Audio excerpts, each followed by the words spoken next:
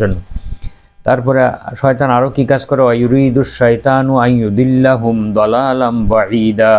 শয়তান চায় যে মানুষদেরকে পথভ্রষ্ট করে বহু দূরে নিয়ে যেতে, যেন সে এই খারাপ কাজ থেকে বা এই খারাপ পথ থেকে কখনো আর ফিরে আসতে না পারে।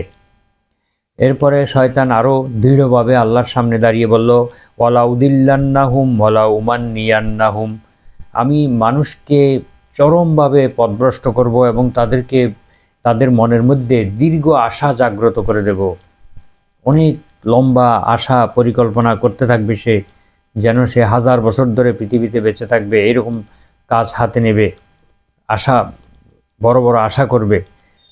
ওমা ইয়াইদুহুমুশ শাইতানু ইল্লা গুরুরা, আল্লাহ তাআলা বলছেন শয়তান তোমাদের কাছে প্রতারণা ছাড়া আর কোনো কিছুই প্রতিশ্রুতি দেয় না। যত প্রতিশ্রুতি দেয় সবগুলি হচ্ছে প্রতারণামূলক প্রতিশ্রুতি।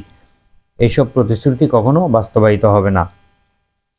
আরও কি করে শয়তান, ইন্নামা ইউরিদুশ শাইতানু আন ইউকিআ বাইনাকুমুল আদাওয়াতা ওয়াল বাগদা, শয়তান চায় যে তোমাদের মধ্যে পরস্পরের মধ্যে শত্রুতা, হিংসা, বিদ্বেষ জাগ্রত করে তোমাদেরকে ধ্বংস করে দিতে চায়। এই যে মানুষের শত্রুতা, হিংসা, বিদ্বেষ, এগুলিও কিন্তু শয়তান আমাদেরকে প্ররোচিত করে।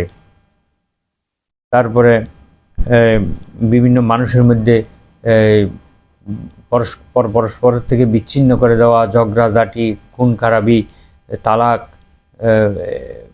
আত্মীয়তার সম্পর্কচ্ছেদ, এই সবগুলি শয়তানের প্ররোচনায় হয়ে থাকে।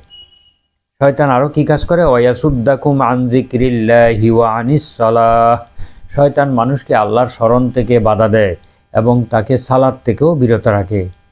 বুঝতে হবে যে যারা সালাত আদায় করে না, মুসলমান হওয়ার পরেও, তাহলে তারা নিশ্চয়ই শয়তানের খপ্পরে পড়েছে। আর উঠতে বসতে, চলতে ফিরতে, শয়নে জাগরণে, সর্বাবস্থায় আল্লাহ তাআলাকে স্মরণ করতে হবে, মুখে অন্তরে আল্লাহকে স্মরণ করতে হবে, জিকির করতে হবে। তো এই জিকির যারা করে না তারাও কিন্তু শয়তানের খপ্পরে পড়ে গিয়েছে। শয়তান কিন্তু আমাদের সকলকে দেখতে পায়।